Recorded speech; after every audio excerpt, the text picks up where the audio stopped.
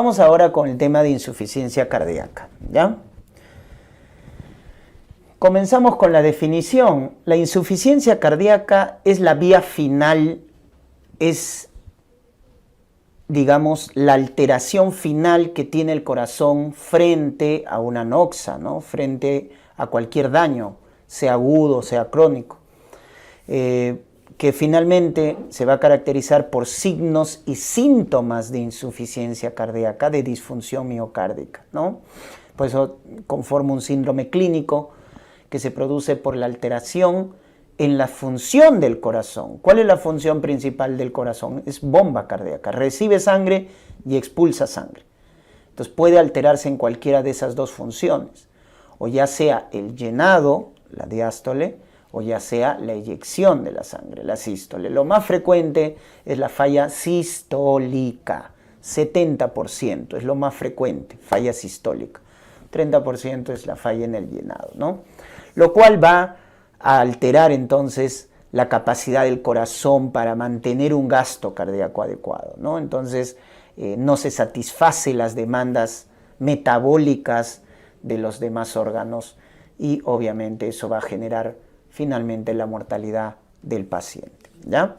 Entonces la insuficiencia cardíaca es eso, ¿no? Signos, síntomas de disfunción cardíaca por alteración en la contractibilidad o en la sístole o en el llenado, en la cual el corazón es incapaz de mantener un gasto cardíaco adecuado. Cuando revisamos la etiología, que es muy importante, vamos a determinar dos tipos de causa: la subyacente, la determinante, y las desencadenantes o los factores de descompensación. Entonces, lo más importante son las causas subyacentes o determinantes, porque estas son las que finalmente van a llevar al paciente a la falla cardíaca. ¿Estamos? Entonces ahí tenemos, por ejemplo, a la cabeza lo que viene a ser la cardiopatía isquémica. Es la principal causa de insuficiencia cardíaca, cardiopatía isquémica, los infartos. Entonces se genera pues necrosis, ¿no?, coagulativa en el miocardio, y eso finalmente lleva a disfunción miocárdica. La segunda es la hipertensión arterial, que genera una cardiopatía hipertensiva, un remodelado y etcétera, ¿no? Las valvulopatías también, ¿no?, causan al final falla cardíaca, en gente joven las miocardiopatías, en enfermedades miocárdicas, y en el caso de los niños, las cardiopatías congénitas son la principal causa de falla cardíaca, ¿no? Entonces ténganlo en cuenta así. A la cabeza, cardiopatía isquémica en adultos mayores, cardiopatía isquémica, infarto. Segundo, hipertensión. Tercero, valvulopatías, en ese orden. Y las cardiopatías congénitas en el caso de los niños, ¿ya? Y luego tenemos las causas desencadenantes, ¿ya? La descompensación. O sea, esto es lo que el paciente finalmente ya tiene falla cardíaca, pero se descompensa de forma abrupta, aguda, ¿no?, por ciertos factores, donde el más importante es el abandono del tratamiento. Cuando el paciente deja de tomar su tratamiento diurético, sus IECAS, etc. Luego tenemos las infecciones, ¿no?, neumonías, infecciones urinarias, los trastornos del ritmo cardíaco, ¿no?, una arritmia, una fibrilación auricular, una taquicardia ventricular, finalmente descompensa si el paciente tiene de fondo una falla cardíaca. Una anemia también actúa como factor descompensante, una crisis tiroidea, una tirotoxicosis definitivamente porque aumenta el metabolismo, una crisis de angustia, el aumento de sal en la dieta, ¿no?, o ciertos fármacos como los AINES que generan también retención de agua y sodio, o los calcioantagonistas en el caso de la falla sistólica. Recordar que los calcioantagonistas están contraindicados en la falla cardíaca sistólica. Muy bien. Y recordar la fisiopatología, interesante, ¿no? El común denominador de la falla cardíaca, doctores, es el bajo gasto cardíaco. Entonces, el gasto cardíaco cae, ¿ya?, y se activan mecanismos neurohormonales. ¿Cuál es el primer mecanismo? El sistema nervioso autonómico, el del estrés agudo, el sistema simpático. Y este va a ser una gran descarga de norepinefrina, ¿correcto? Primer factor. Luego, ¿quién se activa? Debido a la caída del gasto, recuerden, cae la perfusión renal, ¿no? Porque la perfusión de los órganos se ve afectada. Y la hipoperfusión renal va a generar una activación del sistema renina-angiotensina-aldosterona.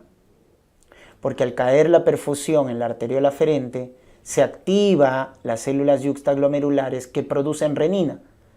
Entonces se activa la cascada renina-angiotensina-aldosterona. Entonces, ¿qué va a segregar este sistema? Angiotensina 2, que es un potente vasoconstrictor, y también aumenta la secreción de aldosterona por parte de la corteza suprarrenal, ¿no? Muy bien. Y también se activa el hipotálamo, y el hipotálamo produce más vasopresina, más ADH, más hormona antidiurética, ¿correcto? Que va a llevar a la retención de agua, ¿no? De agua, ¿ya? Entonces, esos mecanismos se van activando producto de la caída del gasto cardíaco. Entonces, recordar que los dos primeros mediadores, la norepinefrina y la angiotensina, son potentes vasoconstrictores. Por lo tanto, van a aumentar la poscarga, ¿no es cierto? Porque al hacer vasoconstricción aumentan la resistencia vascular y eso viene a ser la poscarga, ¿ya? Y eso al inicio es bueno para el paciente con falla cardíaca. ¿Por qué?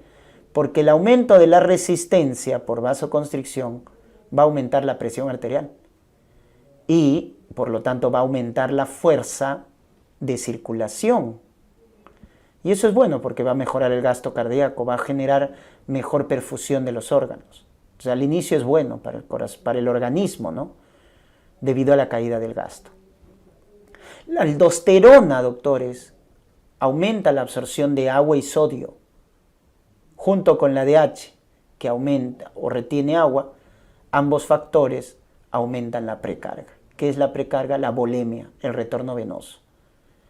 Entonces, estos dos factores que vienen a hacer el trabajo del corazón, poscarga y precarga, aumentan en un paciente con falla cardíaca debido a la caída del gasto. Y como les comentaba, esto al inicio es bueno, porque al aumentar la poscarga y al aumentar la precarga, o sea, aumento resistencia, presión y aumento volumen, entonces voy a mejorar el gasto cardíaco y por ende voy a mejorar la perfusión de los órganos. Entonces esto es un mecanismo compensatorio para que el organismo se sienta bien, no sienta la pegada de esa caída del gasto cardíaco. El problema es cuando estos dos factores que han aumentado, repito, precarga y poscarga, se mantienen en el tiempo. Porque el aumento de precarga y poscarga va a llevar al remodelado del corazón. Y ese remodelado es lo que finalmente lleva a la muerte del paciente. ¿Correcto? Entonces, ¿cuáles son esas sustancias remodeladoras? Son todos estos mecanismos que se han activado para aumentar, ¿no?, estas variables de la poscarga y la precarga. Entonces, esas sustancias remodeladoras provocan hipertrofia, provocan fibrosis del corazón, ¿no? Entonces, ¿quiénes son? La angiotensina 2, las catecolaminas, la norepinefrina, la aldosterona, ¿correcto? La endotelina y también factores de necrosis tumoral, factor de crecimiento transformante tipo beta.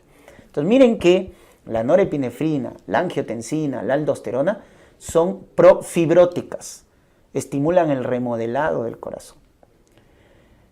Y ese remodelado se produce porque el aumento de pre y poscarga a largo plazo genera eso, el remodelado del corazón. Si bien en un inicio ayudan a compensar al paciente, a corto plazo son buenos, entonces a largo plazo no, porque van a generar remodelado, ¿ya? Pero siempre hay un bueno en la película, pues definitivamente, ¿no? Son los antirremodeladores, los cardioprotectores endógenos, donde están a la cabeza los péptidos natriuréticos, auricular, cerebral. Entonces, acuérdate de los péptidos natriuréticos, porque son los buenos de la película, son los antirremodeladores, son los cardioprotectores endógenos, son los únicos que le hacen frente a todas esas sustancias remodeladoras que se han formado en el paciente con falla cardíaca, ¿no? Ya de menor importancia la bradicinina, el óxido nítrico, que son potentes vasodilatadores, ¿no? Pero los más importantes son los péptidos natriuréticos. Pero en un paciente con falla cardíaca, donde está aumentada la precarga y la poscarga, definitivamente, ¿quién gana? Las sustancias remodeladoras. Las sustancias remodeladoras, ambas aumentan, ¿ah? Tanto las remodeladoras como las antirremodeladoras. Pero ¿quién aumenta más? Las sustancias profibróticas, las sustancias que generan remodelado cardíaco. Y esa hipertrofia, esa fibrosis, doctores, es lo que lleva a la muerte del paciente con falla cardíaca. Y eso es lo que les quiero hacer recordar. Entonces la angiotensina, la catecolamina, la aldosterona, que también lo hemos visto acá, ojo, son promotoras del remodelado cardíaco. Y eso es lo que lleva a la muerte del paciente, ¿ya? Por eso cuando preguntemos qué fármacos bajan la mortalidad del paciente con ICC, típica pregunta, son los fármacos que bloquean a estas sustancias, ¿no? ¿Quién bloquea la angiotensina 2? Los YECAs, los ARA2. ¿Quién bloquea la norepinefrina? Los beta bloqueadores. ¿Quién no bloquea la aldosterona? La espironolactona. Entonces esos fármacos bajan la mortalidad porque te bloquean a las sustancias remodeladoras. ¿Se dan cuenta? Ya está. Muy bien. La clasificación. Tenemos falla sistólica, que les mencioné es la más frecuente, 70%, cuando falla la contractibilidad, cuando falla la eyección. Donde el principal factor, el infarto, la cardiopatía isquémica, que es el principal factor que lo produce. Pero también hay otras causas, insuficiencia aórtica, miocardiopatía por alcohol, que se produce una miocardiopatía dilatada, inflamaciones, miocarditis, ¿no? Entonces todas esas, las principales causas generan falla sistólica, ¿no? Donde su remodelado es así, se llama hipertrofia excéntrica, o sea, se dilata el corazón. Y mira la pared del ventrículo, es delgada, por eso se llama hipertrofia excéntrica, ¿no? A diferencia de la falla diastólica, que es menos frecuente, 30%, ¿no? La falla diastólica es una falla en el llenado, es una falla, ¿no es cierto?, en la capacidad del corazón de almacenar sangre. Entonces, ¿quiénes generan falla diastólica? Las patologías que generan hipertrofia concéntrica del corazón. A la cabeza la hipertensión, luego está la estenosis aórtica, la miocardiopatía hipertrófica restrictiva, la amiloidosis que genera miocardiopatía restrictiva, etc. Porque miren el remodelado en la falla diastólica, miren ese grosor de la pared, diferente, ¿verdad? Está engrosado la pared. Entonces, estar engrosado, o también llamada hipertrofia concéntrica, entonces la capacidad de llenado se reduce, pues. La cavidad del corazón se reduce. Entonces, eso deben acordarse, ¿no? Entonces, en la falla sistólica tienes alteración en lo que es la eyección de la sangre, porque hay una alteración en la contractibilidad. Mira el grosor de la pared, se llama hipertrofia excéntrica. Puedes auscultar tercer ruido, porque el tercer ruido te indica falla en la sístole. En cambio, falla diastólica es una alteración en el llenado del corazón. ¿Por qué? Porque mira el grosor de la pared, ¿no? Es una hipertrofia concéntrica hacia adentro, entonces eso reduce la cavidad. ¿Y qué auscultas? Un cuarto ruido. Cuarto ruido es falla en la diástole, eso deben acordarse, ¿ya? Entonces miren, ahí están las diferencias, ¿no? Y definitivamente la falla sistólica es más frecuente, 70%, que la falla diastólica, ¿correcto? Muy bien. Luego tenemos por acá la falla cardíaca del lado izquierdo, ¿ya? Que también, dicho sea de paso, es la forma más frecuente, es otra forma de clasificar. Falla del corazón izquierdo, falla del lado derecho. Entonces, cuando hay falla izquierda, ¿no? Tenemos la cardiopatía isquémica, la hipertrofia, porque alteran el ventrículo izquierdo principalmente la mayoría de las patologías. ¿Y esto qué va a generar? Congestión pulmonar. Porque cuando falla el ventrículo izquierdo, doctores, la sangre regresa a la aurícula izquierda y de la aurícula izquierda regresa a los pulmones. Entonces, cuando hay falla izquierda, la clínica del paciente es congestión pulmonar. El paciente va a tener disnea de esfuerzo, disnea paroxística nocturna, ortopnea, no tolera el decúbito, edema agudo de pulmón, crépitos en los pulmones. Entonces, cuando un paciente tiene disnea, lo que traduce congestión pulmonar es por falla izquierda. Porque la falla derecha genera congestión sistémica, ¿no? Y la causa más frecuente de falla derecha, ojo, es la falla izquierda. O sea, cuando falla el corazón izquierdo, eso se traduce al final en falla derecha, ¿no? Porque la falla izquierda congestiona los pulmones, se produce una hipertensión pulmonar y luego esa hipertensión pulmonar produce falla derecha. Por eso cuando te pregunten cuál es la causa más frecuente de falla derecha, es la evolución de la falla izquierda, ¿no? A largo plazo. Pero si te preguntan de forma aislada cuál es la causa más frecuente de falla derecha, hipertensión pulmonar secundaria. Esa es la causa aislada más frecuente de falla derecha. O sea, cualquier patología que te genere hipertensión pulmonar secundaria, llámese el EPOC de manera crónica, o la infección por coronavirus, ¿no? Que genera un síndrome de distrés respiratorio agudo y genera hipertensión pulmonar. Entonces, cualquier patología que te genere hipertensión pulmonar secundaria va a llevar a la falla derecha, ¿no? Que en el caso del EPOC, recuerden, se llama cor pulmonar, ¿no? Cor pulmonar, un cor pulmonar crónico en el caso del paciente con EPOC, ¿ya? Y la manifestación de la falla derecha es congestión pulmonar, sistémica, doctores, ¿ya? Congestión sistémica. La izquierda es congestión pulmonar, la derecha es congestión sistémica, ¿ya?